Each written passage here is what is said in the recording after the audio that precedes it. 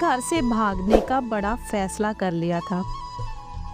उसने जब अपने बॉयफ्रेंड को बताया तो वो खुशी से चिल्लाया कि ये हुई ना मोहब्बत।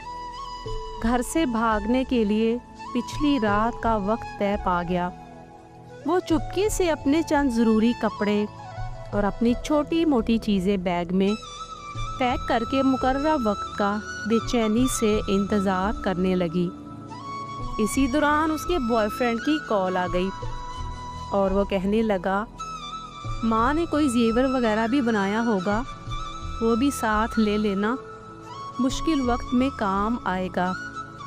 अच्छा, मैं करती हूँ, लड़की ने जवाब दिया।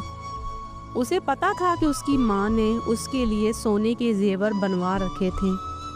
वो माँ के कमरे से जेवर निकालने की तरकीब सोचने लगी।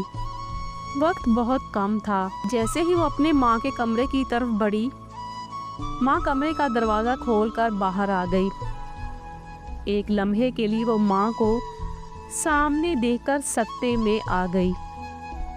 अरे मेरी शहजादी, तुम इतनी रात के जाग रही हो और ये तैयार होकर कहाँ जा रही हो? वही तो बताने आ रही थी, रात को लेट फ़ोन आया था। यूनिवर्सिटी वालों ने इमरजेंसी कुछ काम के लिए बुलाया है। मेरी कुछ सहेलियां भी जा रही हैं।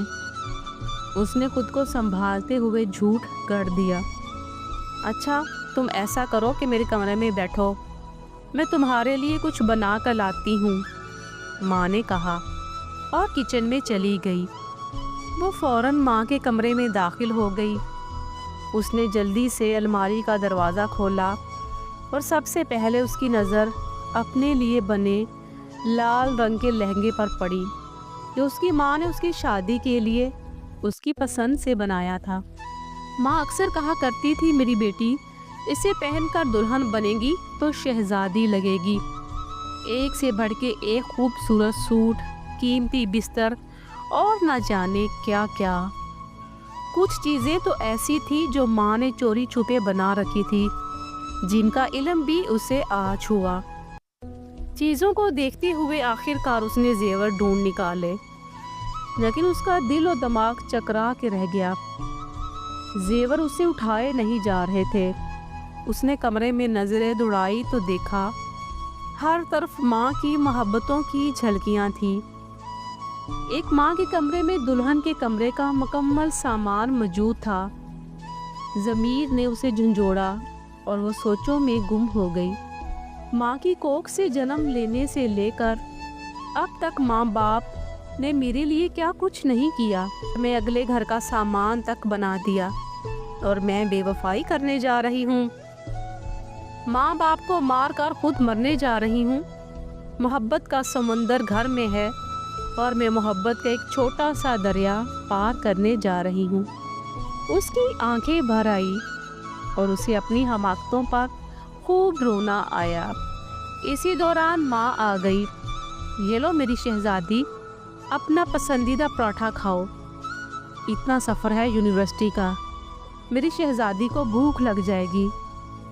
माँ की बात सुनकर वो माँ से लिपटकर ज़ारों कतार रोने लगी। माँ ने माथा चूमकर उसके आंसू साफ करते हुए पूछा, मेरी शहजादी क्यों रो रही हो? वो नज़रें चुराते हुए कहने लगी, माँ आप मुझसे कितनी मोहब्बत करती हैं ना। ये भी कोई बात हुई भला, माँ से बढ़ के भी कोई मोहब्बत कर सकता है। इसी दौरान उसके मोबाइल की घंटी बार बार बजने लगी। उसने कॉल काट कर एक पैगाम लिखा, सॉरी मैं नहीं आ सकती और मैं कभी नहीं आ सकती, क्योंकि जो माँ की मोहब्बत होती है ना, वो मोहब्बतों की भी माँ होती है।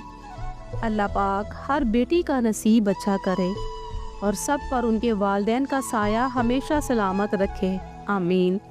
दोस्तों, अगर आज की हमारी स्टोरी पसंद आए तो एक कमेंट ज़रूर कीजिए। शुक्रिया।